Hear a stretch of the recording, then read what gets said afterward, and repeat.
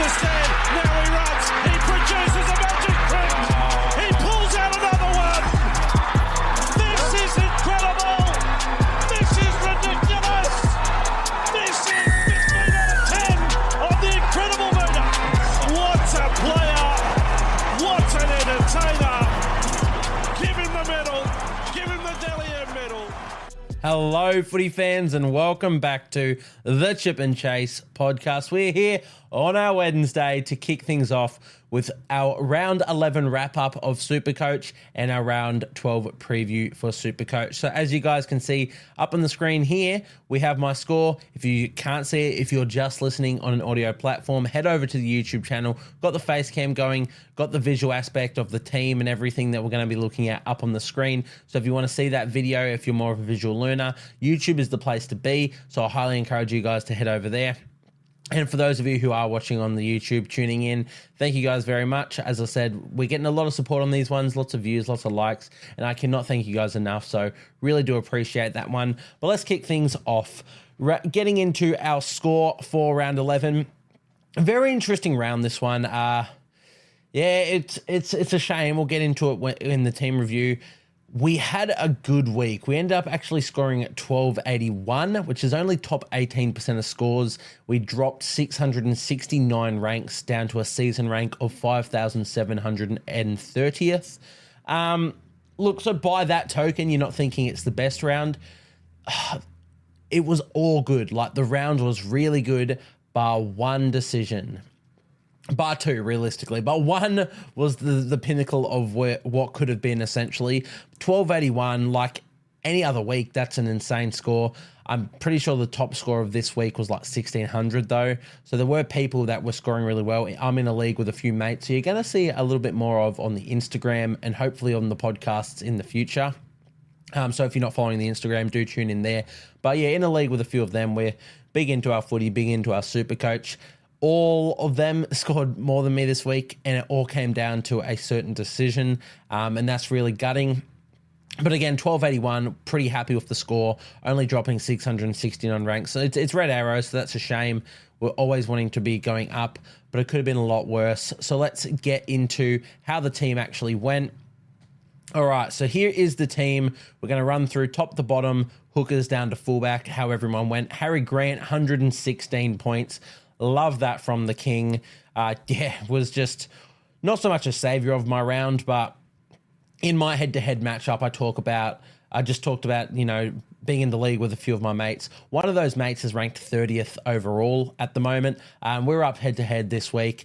And heading into the final couple games, I thought I had him. I thought, despite the things going against me this week, I thought with the upside players I had, I'd get him. Harry Grant scored 116. I'm like, yeah, there's no chance he can beat me now. He didn't own Harry Grant. He did end up beating me. He had a lot of Dolphins and Tigers players. Lockie Galvin, Stefano Utoikamanu, Jeremy Marshall-King, the likes. They all went really, really well. So shout out Corny for actually getting the chockies over me. And he's, absolutely killing it this year. As I said, ranked 30th overall. So massive shout out to him.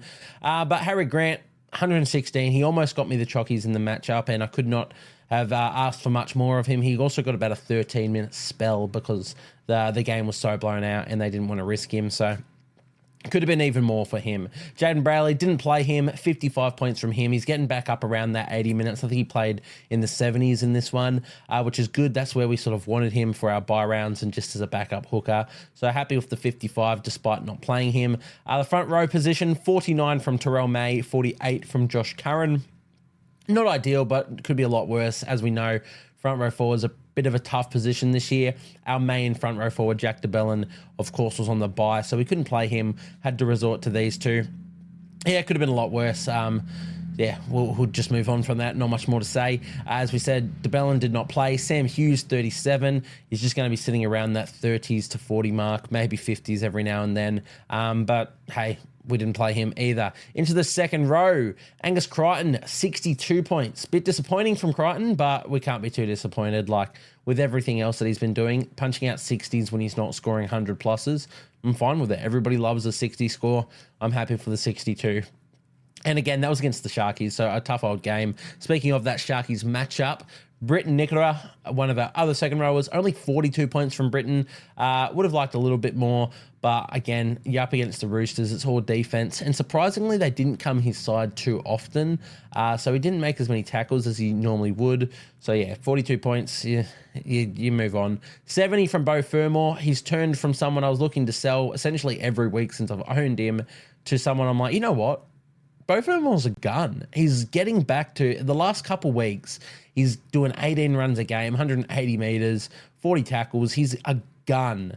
And it's back to not even the form of before his ACL, because before his ACL, he was just scoring tries for fun. Still hasn't scored a try this season, and yet he's still punching out 70s at the moment. So I'm absolutely loving what Beau Fermor's doing, and we're going to look to keep him around probably for the entire Origin period. I like his run there. I'm pretty sure Titans play 16-19. So he'll be good to have for that.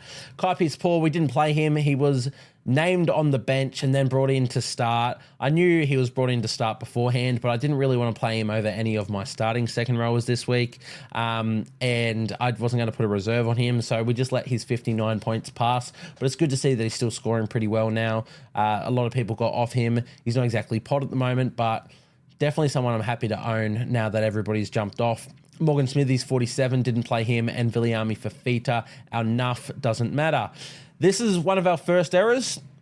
Luke Brooks, we end up starting him at halfback purely because of the speculation that Hines, I'm going to sneeze, so I'm going to pause this recording. And we're back. Apologies for that. Yeah, we ended up starting Luke Brooks purely because of the speculation that Hines might not be fit. You know, was he going to pass the fitness test? Was he not? We didn't really know. I wanted to be safe and lock in a halfback there. Hines, of course, got the reserve spot. But yeah, Luke Brooks, 20 points. Absolute killer. That was very early in the round, so my round got off to a really poor start with that. Wasn't feeling the best, but look, it was in the head, like it made sense to do it. I know there was cause that, Hines was going to be good to go even before I'd chosen to play Luke Brooks, but I wanted to not run that risk. In the end, if I didn't play him, I was probably only going to be putting a reserve on Kai Pearce-Paul, or would have been probably Jaden Brayley. So 35-point difference. Gets me into the 1300s. It could have been a bit of a difference, but, theoretically it made sense to me. But 20 points, very disappointing. I'm still looking to hold him. I've always wanted, as you guys know, if you tune into these ones, I've wanted to turn him into Mitchell Moses for a while when Moses came back. The word on Moses is he's not going to be back till round 14, which is tough. So I think I just hold him. Doesn't play round 13, but he plays 16, 19. He's dual position.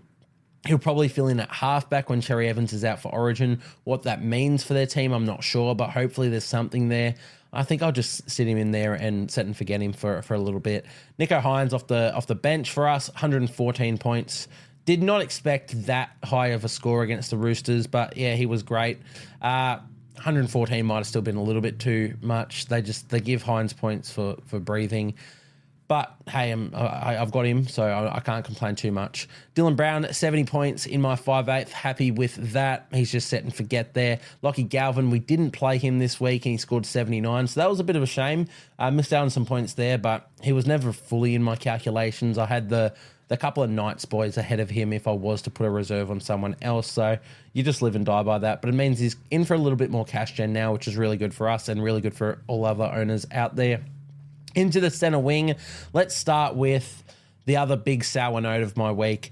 Valentine Holmes as my captain, 49 points, doubled to, 98? Yeah, 98 points. What a shame. It hurts even more because I'd locked and loaded Reece Walsh as my captain before he was an out. It's just, like my vice captain, Greg Marju, 43 points, so I couldn't exactly loop that. Yes, I don't know. Anybody else, literally anybody in my team. The 49, besides Luke Brooks' score, there's Greg Marju, Britton Nicola, and that's it. Greg Marju, Britton Nicola, and Luke Brooks were the only players in my team to score less. Oh, and technically Josh Curran by 1 point. But 4 players, if you want to say Curran, were the only players in my entire starting 17 to score less than Valentine Holmes. and I captained him. So literally anyone else in my team, a 95 from Chance, 101 from Garrick, 88 from Ramian, anybody else, we're laughing. But no, we trusted in the Cowboys and we trust in Val Holmes. And I should have known last year, Val Holmes was great for me. I held him when a lot of people sold and he scored like 150s. But every time I captained him, he went to the poo. I'm pretty sure he got sent off or sin binned every time I captained him, and he went so low. So I should have known.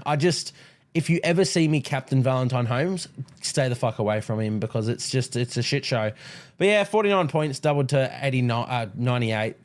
The killer of my week, but that's Supercoach. You live and die by that. So move on to the rest of my centre wings. 101 from Garrick. Not quite sure how he scored 101, but again, we'll take it. Jesse Ramian, 88. So this is what baffles me. Ramian had a million times better game than Ruben Garrick and scores less points. It's just it's Supercoach scoring. It's Fox League scoring, to be honest. Fox stats are atrocious. And let's just leave it there. But 101 from Garrick, beautiful. 88 from Ramian, beautiful. 43 from Greg Marju, who he brought in, not beautiful, but he was on about 10 at halftime. And then his second half, he just exploded with all of his running meters and tackle breaks and everything. So that was really good to get him up to 43. That's all just pure base power. So we can live with that. I was certain of him scoring a try. Didn't happen, but I'm happy to still own Greg Marju. Off the bench for our centre wings, we have Dominic Young's 97, who we brought in. Very happy for that. 62 from Kale Iro. Again, he's just a base stat weapon. And 106 from David Armstrong, who we ended up slapping a reserve on as well. So all three of those centre wings had the reserves. So really, really happy with those scores. 106 from Armstrong was beautiful to see. Definitely kickstarted my week after a bad opening. Into the fullback role. Now, you guys would have noticed probably if you watched last week's episode, I talked about trading Charles Nicoll-Klokstad to Greg Marju or Dominic Young, either one of those guys, moving Garrick into fullback and then keeping Dallin Watene-Zelezniak. I ended up backtracking simply because, look, it's Chance. He's going well regardless. I think him at 5'8", making 40 tackles is better than DWZ on the wing at the moment, where there's no attacking stats for the Warriors. So I kept him in, and what a decision that was. Once again, Dallin didn't score a try, and he scored like 29 or 30. He's dropped heaps of cash. Chance managed a 95 in a game, which obviously, as we know, the Warriors upset the Panthers with a reserve grade team. Chance at 5'8", 95 points. Oh, I'm so in love with Charles Nicoll-Klokstad. He's the second highest averaging fullback this season behind Dylan Edwards. And I've still got him. Now, what's cool as well, I don't see it happening, but I can cross my fingers, is that he's obviously played that one game at 5'8" now. He's been named at 5'8" heading into this week. They've got the bye after that, and then I think the round after, Sean Johnson's due back. And if he's not, Chanel Harris-Tavita is. But if Chance gets another win against Dolphins at 5'8", they may elect to keep him there at least for one more week until Johnson's back or whatever. And if that's the case, that's 3 games at 5'8". He's going to get dual position, and I'm going to own him this entire time. When he gets that 5'8" role, I can set and forget him as a 5'8". Now, it's a bit of a pipe dream at the moment, bit of a long shot, but I'm holding out hope. I'm crossing my fingers and toes that we can get that off, because I think Chance at 5'8" is going to be set and forget with how shit 5'8's been. If I can have, Chance and Dill Brown there, and then, I don't know, Cleary when he's back from injury with Hines in the halfback role, insane. And it just frees up another fullback spot for the Guns for the run home. So let's hope for that. But again, 95 points, happy with that. And then Reece Walsh did not play, so that's a big shame. In a little bit of doubt for this week too, which is another kick in the dicks. They've got the Titans at Suncorp. I'd captain him again, but it's tough. If he's ruled out again, then he plays Origin next week. Is he a sell? Probably. Who can I get him to? Scott Drinkwater, who's not actually going that well, but he's got the Tigers this week. There's a possibility. I don't know. We'll have to have a look at that. But that is how the team tracked for round Round 11, which means we'll get into our team list news. As you guys know, got that up on the screen over here, so don't mind me looking over here. Let's read through all of the team list changes. For the Bulldogs, not too much going on. Jamin Salmon returns at second row, which pushes Josh Curran back to the bench, and Pawasa Farmasili out, which is probably good for people who own Pawasa because it means no more AE nightmares. I am interested in a couple Bulldogs players. Viliami Kikau hasn't been scoring very well lately, but I like the Bulldogs bye schedule. The other one is Jacob Preston. I know he's named off the bench this week, but he's got to get back to that high-minute role. You'd assume pretty soon. And when he does, I really like him at a reduced price. Probably definitely not this week, but someone to look at next week in the big buy round changes. Keep in mind, guys, we do get 3 trades next week, even without a boost, because of the first buy round. So keep an eye on those guys. We'll maybe have some stats up about them in the coming weeks. But those are the only changes for the Bulldogs. For the Dragons, not much going on here either. They of course, came off the bye. Jack de Belin has been named to start at lock with Tom Eisenhuth at second row. So that's interesting, but they do have Raymond Faitala-Mariner and Luciano Leilua on the bench. I'd almost expect Leilua to start at second row, Eisenhuth to move back to lock, and Jack de Belin to come off the bench. Not really noteworthy for JDB. He scores his points no matter where he is, so just happy to have him back in my team. Ben Murdoch-Masila was the man to make way in that team. Cowboys, Tigers. Cowboys have kept the exact same team that they named last week. So that includes Braden Burns on the wing, and Viliami Vailea is still in the centres. For the Tigers, they've had to lose both centres this week. Brent Naden and Justin Olam have accepted a 1-game suspension. So they've got Declan Casey, the young fella who came from the Bulldogs. He's in the centres with Josh Felaty. I believe it's Felaty. He was a Manly junior. I think he made his debut last year. There's been a lot of raps on Felaty, so I'd like to see him. I'm pretty sure he came through with all the Fainu brothers. So, yeah, I'm keen to see him get more of an extended shot. If they can find him and make him into an actual mainstay centre, that could be really, really good for the Tigers. Beyond that, Isaiah Papali'i returns from suspension. Interesting to see him at second row, though, despite before suspension playing lock forward and scoring 2 tries and being a world beater. But he's back in the second row. Justin Matamua comes in at lock forward, which I do like for the Titans. I think Matamua is a great 13. Alex Twal heads back to the bench. Sione Fainu is out, but not too much Supercoach news there. Seagulls and Storm. Tolotau Kula still at fullback. Jason Saab makes an early return from injury on the wing, which pushes... who was the winger, Jackson Paolo, out of the side. The rest of their side is the same. Nathan Brown makes his return from injury on the bench for Matt Lodge, but not too Supercoach relevant there.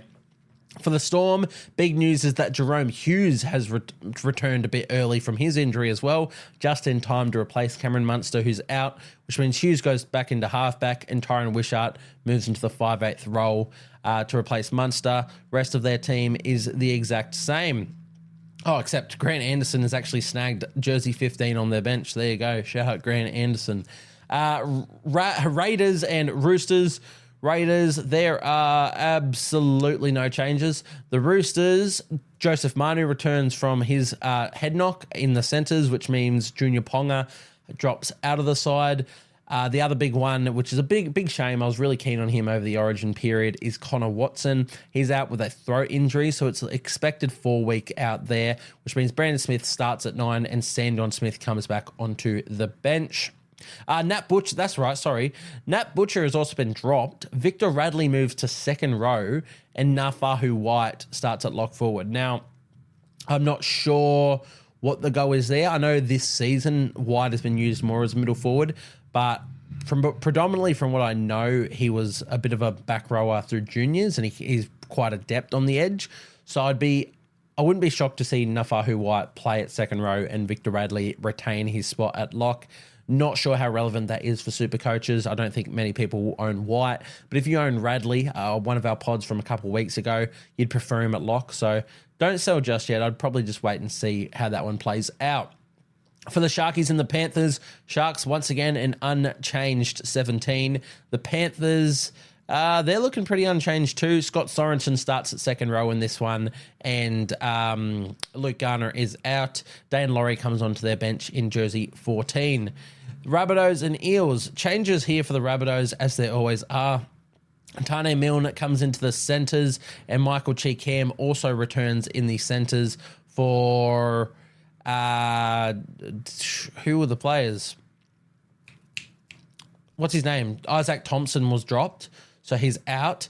And, that's the other thing. Jack Whiten moves to 5'8", Cody Walker to halfback, and Dion Teopau, or apologies, I don't know how to pronounce it. He's out of the side. I love this for the Rabbitohs. I'm not sure how Supercoach relevant it will be. I think it makes them a better side. I've always thought Jack Whiten's best position is 5'8". I know a lot of people are in complete opposite boats. I think he's a great centre. He's been playing really good there this year, but I like his hands on the ball a bit more. I think Cody Walker leading them around the park, even if his kicking game isn't, an Adam Reynolds or a typical halfbacks, just the attacking threat that these two have, I'm really excited to see them in the halves. A spine of Latrell Mitchell, Jack Whiten, Cody Walker, Damien Cook. Despite anybody else around that team, that's exciting. That's terrifying to see as a opposition. Their forward pack is the same. Jacob Host comes into the second row. I can't remember if he played there last week, but regardless, he's here this week. Keon Kaloa-Matangi is actually starting lock forward, and Saliva Havili drops back to the bench. So that's quite interesting there. I don't know what their obsession is with keeping Jai Arrow at second row, but they've done it. For the Eels, despite the sacking of Brad Arthur, they've named an almost unchanged 17. Ryan Madison returns at second row, with Bryce Cartwright dropping to the bench. And Luca Moretti, I think, was the man to make way from their side. But besides that, pretty regular. Blaze Talangi still at fullback for them as well. Broncos, they've named Reece Walsh, which is what we want. Whether that comes out, we'll have to wait and see. Josiah Karapani stays in the centres. Selwyn Cobbo moves to the centres as well. And it's Katoni Staggs who is making way with an injury. Not sure how long that will sideline him for. The rest of their team pretty good. Payne Haas miraculously recovered from that ankle injury last week. So he's still at front row forward. And Billy Walters returns at hooker, Tyson Smoothy to the bench, and Blake Moser out of the team. The Titans, Tom Weaver's actually been named at halfback this week. He played there last week. But the big one, the massive one for the Titans, is my preseason love affair. Tony Francis has been named to make his NRL debut on the wing. I love this. I don't know if he gets an extended shot there. He's only in because Aaron Schopp has departed to Manly, which means Jojo Fafita moves into the centres and Tony Francis gets onto the wing. I think with their injuries at the moment, and I think with the way he's going to play because he's a weapon, he might get an extended shot there. I'm so excited to see Tony Francis playing some footy. Very much the Greg Marju mould. Nuggety, strong, lots of runs, lots of meters. I'm really excited to see Tony Francis. Shame they've got the Broncos, but I think it's a good idea to see how he fares. If he can go out there, do his meters, not make any errors, then against the Broncos, I think that'll mean the world to the Titans, and he'll earn his spot for another couple of weeks. For the rest of their team, Josiah Pahulu, the young fella, gets a start at front row forward with Jamin Jolliffe out of the team with an injury.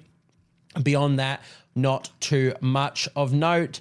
The Warriors, there's a couple ins and outs here. Rocco Berry comes back into the centres for Ali Leatawa, who is out with an ankle injury.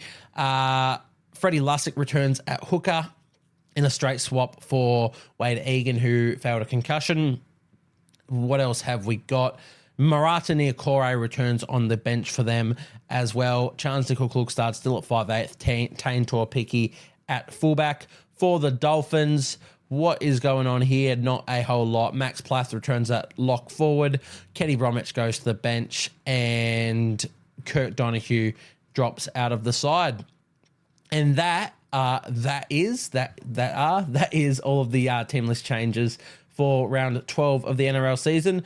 So that means we move into trade talks. Now, as you guys should be well aware nowadays, trade talks starts with our Instagram post. Now, our Instagram post is outlining 3 pod players, and if you don't know what pod is, that is point of difference. So 3 players that are low ownership that can potentially kickstart your season or help move you up the rankings that we look at every week. 3 players that you could potentially bring in to help you along the track. So let's get into that right now. If you guys aren't following Chip and Chase podcast on Instagram, you can see it right there. This is the reason to do it. So head over there and follow us on Instagram. But yes, best buys, round 12, point of difference players. You can see the 3 players there. I'm going to tick through them. You can look through all the stats, and I'm going to read through what I've written on the right-hand side here. So our first point of difference player, Cody Nikorima. We're almost finished with our Dolphins pod players, but before we have to talk about Nikorima. Dual position, plays all major buy rounds, 2% ownership, and averaging 59 points in 80-minute games this season. There's really not much more I can say than what's displayed to you guys in the post. With Dylan Brown now available at halfback, Cody could be the player we've been sleeping on for our halves this season. I'm all for it. I'm not going to do it myself. I could, but we'll get to my trades in a bit. But I'm very big on Cody Nikorima. The dual makes it a little bit more appealing as well. If you can move, if like you have other options at your halves positions, or if you went early on Walker or whatnot, Cody Nikorima can play fullback. So if you want to, sell a centre winger or a fullback, put him in there, move Garrick around. There's a lot of options to play around with his dual position. I think he's going to be incredible to have for the buy rounds, especially in a position that's been very, very tough. 5'8", there's only been really Dill Brown this year that's been consistently good, and even Dill Brown's early round scores were just sort of So Cody Nikorima, I think, is a great, great shout. We'll move into our second player, Latrell Mitchell. Once again, guys, if you want to just read through the the stats that are on the screen and I'm going a bit too fast, you can just pause the video or pause the podcast. If you're listening to the podcast on audio platform, you can see these on the Instagram, and that's why you're going to need to follow the Instagram. Anyway, Latrell Mitchell, our second player. I know we are all trying to avoid Bunnies players, which is exactly why now is the perfect time to get on Latrell. He's having to do absolutely everything for the Rabbitohs at the moment, so he is scoring very well. He has reportedly made himself unavailable for Origin this year, which means he provides some really good cover over the bye period, and with a game against an Eels side who just conceded 48 points and sacked their coach, I expect Latrell to go very big this week. Don't ask me how you guys get him in, but if you can find a way, then you'll reap the rewards from it. Yeah, look, I'm not going to jump on Latrell, not with the fullbacks available that I have. I'm very happy with it. But again, this is pod. This is to try and get you guys to do something that not everybody else is doing. I think Latrell's a great idea. Now, he doesn't play round 13. But once again, I encourage you guys to have a look through your team, count up your players. I think you only need 13 players for the major buy rounds. So you only need 13 players next week. I think Latrell Mitchell, you can buy him now for this Parramatta game, which I think he goes huge. He doesn't play, the buy round, but I think he'll be covered for that regardless. Then he goes into a game against the Titans, which is the other struggling team. He could go really well there.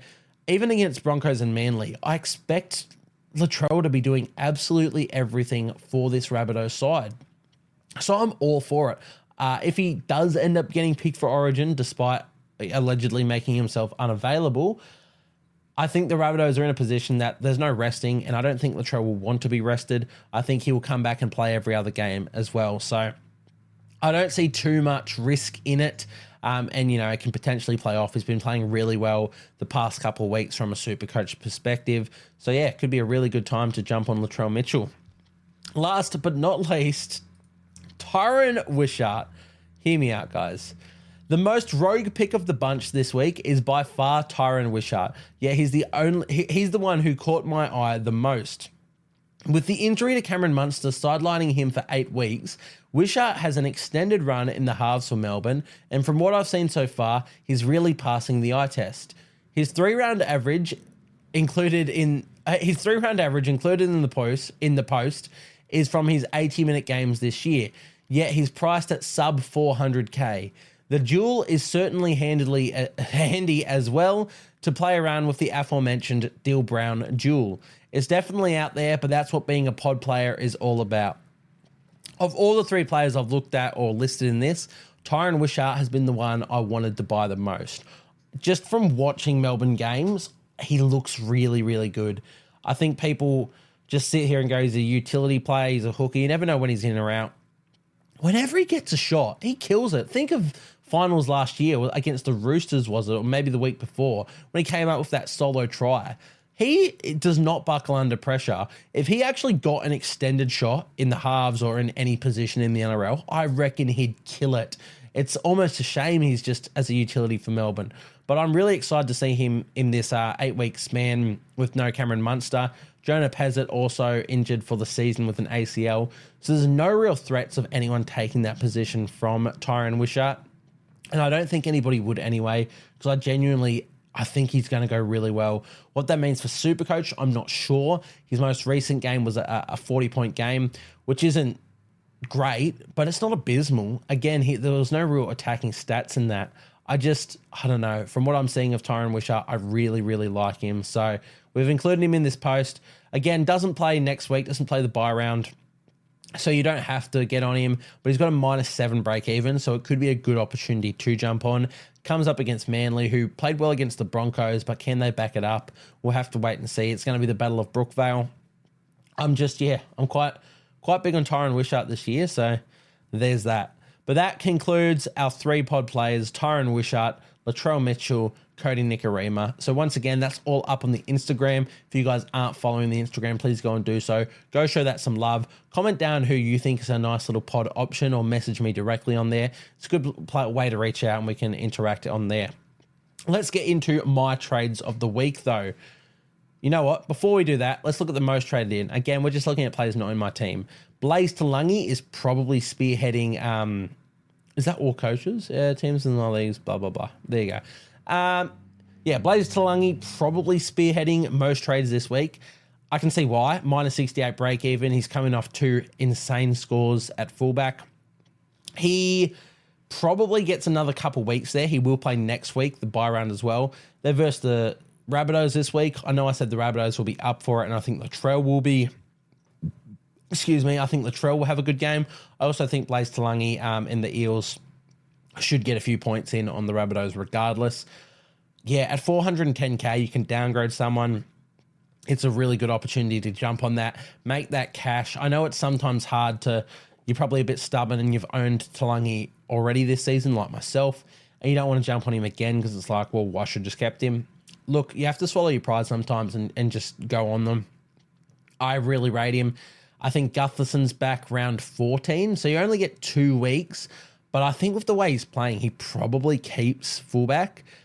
If he doesn't, and Gutho does go to fullback, I think Talangi's form in general means he plays at centre. I think he definitely has a spot on their side from now on, especially because they're still trying to re-sign him. So they want to give him that extended shot and be like, look, even with Gutho back, we believe in you.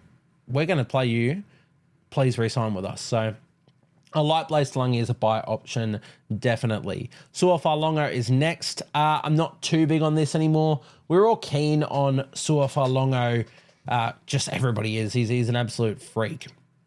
He scored 90 last round, which is really good. -4 break even.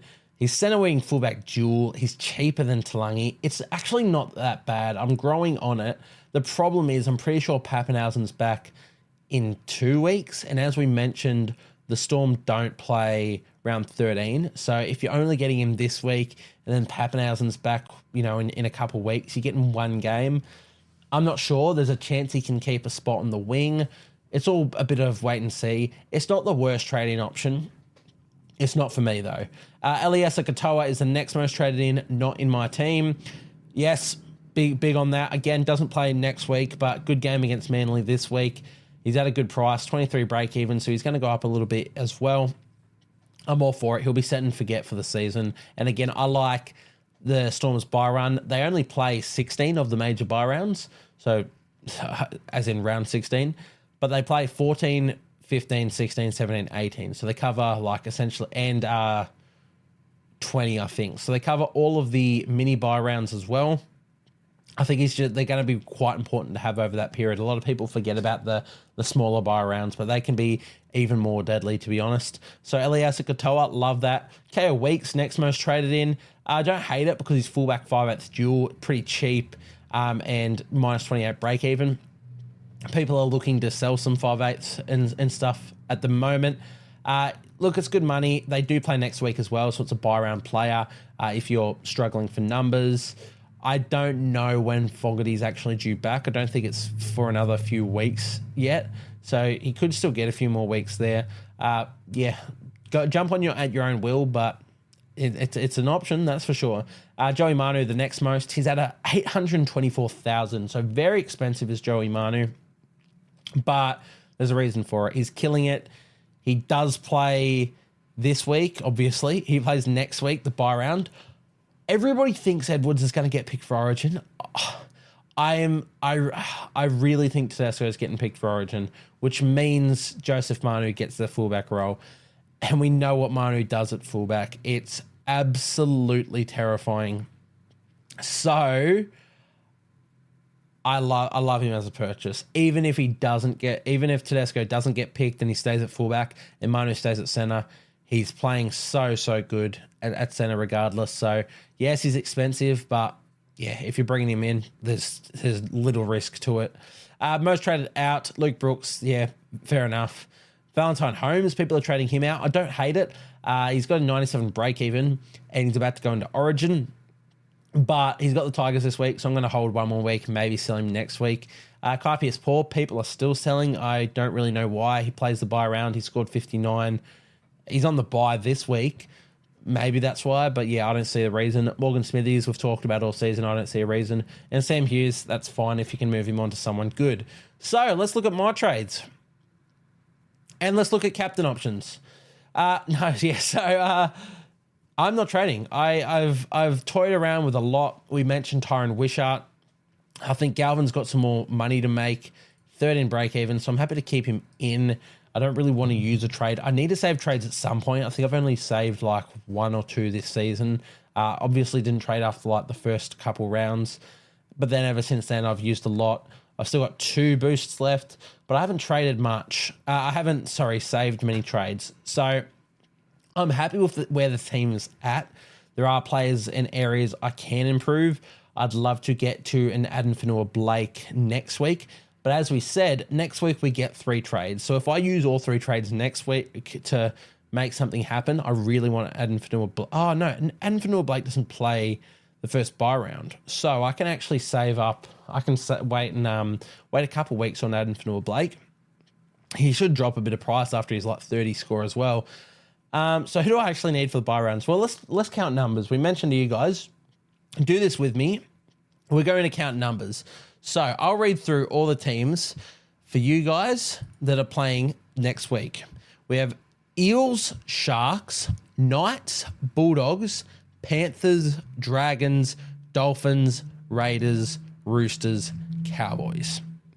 So in terms of those teams, the players I have that are going to be playing: Jaden Brayley, Terrell May, Josh Curran, Jack DeBellin, Sam Hughes.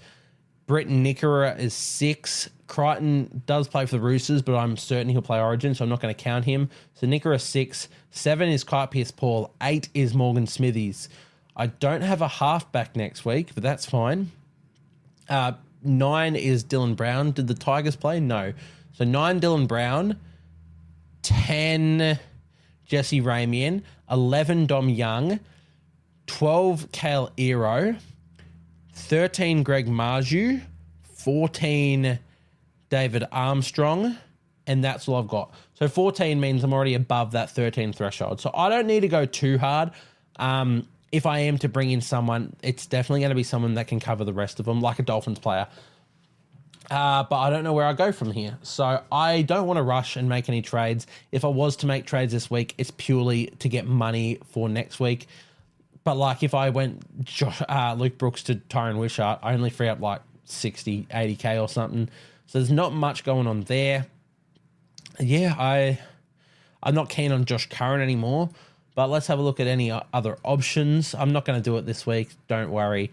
But yeah, there's not many front row options that are low in price. Even if I moved Fafita up, and I looked at a second row option, is there a low price one that would be good?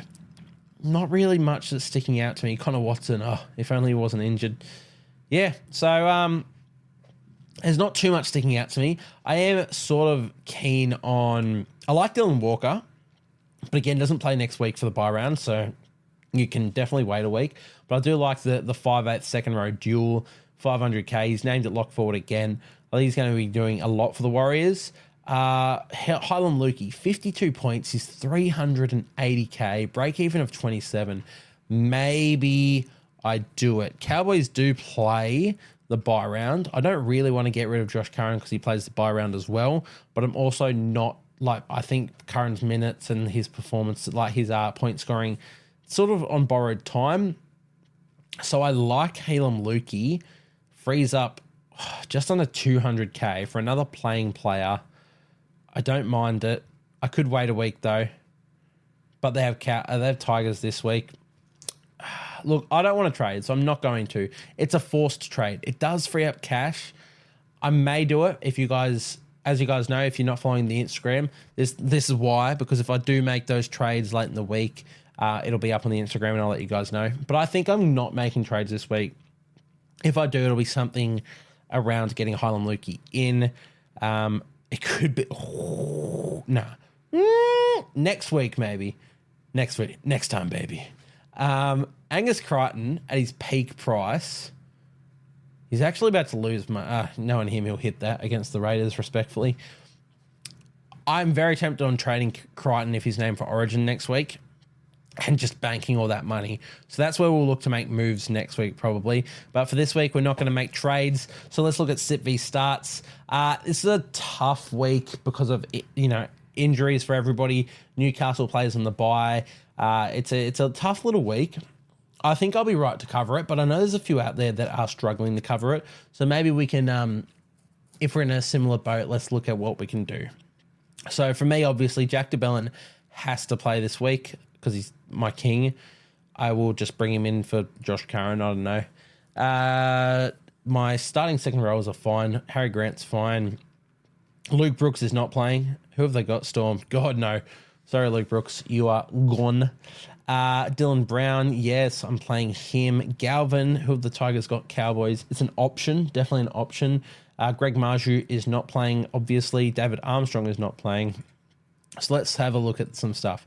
Reece Walsh will come in. We will put the captain on him for now. We'll put a reserve on Charles Nickel-Klugstad.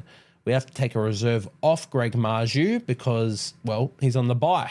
So the options for my reserves are Charles Nickel-Klugstad and Kale Iro are lock and loaded. They're getting 2 reserves. Now, I have 2 left to spread out across these playing players. I can go Josh Curran. I'm not going Sam Hughes, so we're not going to include that. But Josh Curran, Morgan Smithies, Luke Brooks, Lachlan Galvin. I think out of those players, Galvin I like the most. So now we have 1 more. If you guys are in a similar boat, who is your last reserve going on to? Is it a Luke Brooks against the Storm, a Morgan Smithies against the Roosters, but again, it doesn't really matter who Smithies up against, he'll do the same thing, or Josh Curran against the Dragons? I think it's going to have to be Curran. He has a little bit more attacking upside than Morgan Smithies. Dragons aren't the best defensive team. Then again, it doesn't matter. Yeah, the Raiders are up against the Roosters, so there's no attacking upside for Smithies, unfortunately. So I'm happy to play Curran this week. Again, I'm not the biggest fan of owning him at the moment. 76 break even, he'll drop a little bit more. He's been really good for me. I think I'll set and forget for now. He'll play next week's bye round, which will be important. And then we'll look and reassess after that. But my reserves this week, we have Charles Nickel-Klugstad, Kale Iro, Lachlan Galvin, and Josh Curran. And my starting side is as follows. Harry Grant at hooker, Jack DeBellin and Terrell May in the front row, Angus Crichton, Britton Nicola, and Beau Fermor in the second row. Nico Hines is my halfback. Dylan Brown is my 5/8. Dominic Young, Ruben Garrick, Jesse Ramian, and Valentine Holmes are my centre wings, and Reece Walsh is my starting fullback and my captain. Well, you know what? That's a good segue. Let's get into captains. Now, looking at every game this week, we'll just go through all of them and talk about captain options from every game from the start to the finish. Bulldogs, Dragons, are there captain options in this game? Not really. If you own a Zach Lomax, there's potential, but for a VC option, not for captain, obviously. But there is a potential option there. Not something I'd look towards, and I don't own Zach Lomax anyway. Next game, Cowboys-Tigers. Valentine Holmes and Scott Drinkwater as VC options, appealing. Yeah, okay, Val, you can have a VC again. If you let me down, I'm going to bash you. Yeah, so North Queensland Cowboys-Tigers. Yeah, you're looking at a Val Holmes or a Scott Drinkwater VC. I wouldn't be captaining that early into the round regardless. The thing with if you're doing Scott Drinkwater VC, if you own someone like Reece Walsh, you can't captain Reece Walsh late in the game, late in the round, sorry. I'd prefer to captain Reece Walsh, but also we aren't fully sure if he's going to play, so it might be safer to put the VC on Scott Drinkwater, because if you own both and you see Walsh and you VC and you put a reserve on Drinkwater, if Walsh is ruled out late in the round, you can't swap him to another fullback because your reserve fullback Drinkwater has already played. So think about that stuff. I'm in a good spot where we'll have to see. If Walsh wasn't to play, if he was ruled out Saturday, we'll find out. If he's ruled out early Saturday, I can put the reserve on Morgan Smithies. If he's ruled out any later, I'm lucky because Charles Klukstad is the final game of the round, so I can start him, but I wouldn't have any reserve options from then on anyway. So I'd just be copying an AE, but that's all right. We can work that. The other thing is if Valentine Holmes goes crazy and Reece Walsh does end up dropping out, then he can just be in my loop anyway. But yeah, just something to think about. I would be looking to VC players instead of captaining Walsh, because if Walsh is... I'd be looking to VC fullbacks that aren't Reece Walsh instead of captaining Walsh, because if Walsh does drop out, you can't swap that. Regardless, we'll move into the next game. Seagulls, Storm. Wouldn't look to captain anyone in this one. Jerome Hughes is one of the better scorers. I just think Manly were up for it last week against the Broncos. They might do it again. And there's not too much upside to Jerome Hughes. Seagulls, Ruben Garrick did score 101 against the Broncos. He could do it again against the Storm. I'm not going to be looking at it, though. And then we have Raiders up against the Roosters. Definitely options for Dominic Young or James Tedesco here. I actually really like that. Again, even Angus Crichton as a very safe captain option, I like. So that's something to look at. That's the early Saturday game. So, yeah, I like Angus Crichton, Dominic Young. And if you're doing a Dominic Young, I think it's still early enough in the round to VC. Because, there's a chance that he scores 30. I don't think so because of the way that the Roosters are attacking this year and they favour his right-hand side. But VC's safer. Otherwise, captaining James Tedesco and Angus Crichton, I like that. So VC Dominic Young is an option, but captaining Tedesco and Crichton are also options. Sharks, Panthers are next. Nico Hines could just be set and forget a captain every single week with the way he's playing. So... there's always that. There's no Panthers players I'd look to, even with Dylan Edwards. I think the Sharks are a really good football side at the moment. I know Penrith will be looking to bounce back. I just don't think they can actually get it done without Cleary against this Sharks side, but we'll have to see. It's going to be game of the round for sure, but I like Nico Hines in that one. Beyond that, Rabbitohs, Eels, there's probably no one you own in those games to captain. If you do own Latrell, I really love it as a late VC pod option. If you own any Eels players, you could captain the Dylan Brown, but I wouldn't. Latrell Mitchell I like as a pod play. Broncos, Titans, we've mentioned Reece Walsh. If he is going to play that game, I'm captaining him. Suncorp Stadium against the Titans, I'm all for it. And lastly, Warriors, Dolphins. I don't think there's anyone in that you want to captain. You could do a hammer. Who knows? Based on how the Warriors played last week against the Panthers, maybe not. And also this one is in New Zealand, so they might be up for it. They're a very hard team to get a read on at the moment, so I'd be sticking clear of any player in that, even Warriors players as well. So those are the captain options. We are going to... I'm almost convincing myself on on Angus Crichton now. I think I might do it, but we'll have to wait and see. I'm going to stay with the captain on Reece Walsh at the moment because I think he's the best option if he does play. But if Valentine Holmes goes low against the Tigers, I'm going to put it on Angus Crichton to be safe. If he goes decently high, like I'm talking 80 plus, I'm going to keep it on Reece Walsh because even if Reece Walsh is ruled out later, then I still get the doubled Valentine Holmes score. So that's my play at the moment. So we've got Valentine Holmes vice captain, Reece Walsh captain, but that could change if Valentine Holmes goes low in the Friday game against the Tigers. I will switch the captain onto Angus Crichton. But again, I'll be letting you guys know on Instagram. So that's your reason to follow me. That's at Chip and Chase Podcast. So that is the captains. That is the trades. That's the sit v starts done, which means we're done and dusted here, guys. Once again, a massive, sincere thank you to all of you who tune in, whether it's on the audio platforms or it's on YouTube. I really do appreciate it. We're getting a lot of people reach out as well, getting a lot of contact. I really do appreciate it. If you've got questions, if you've got anything, let me know, or just things that you want to know or you want to hear in podcasts, or if you want to see in posts on the Instagram. We are working quite hard on the Instagram at the moment for some new posts. We'll get one out tomorrow on the Thursday, which will be a new sort of series we'll be keeping going on the Instagram. But whatever you guys want to see, let me know because we can make that a reality, hopefully. But that one will wrap us up here. So thank you guys for tuning in, and I'll see you guys next time.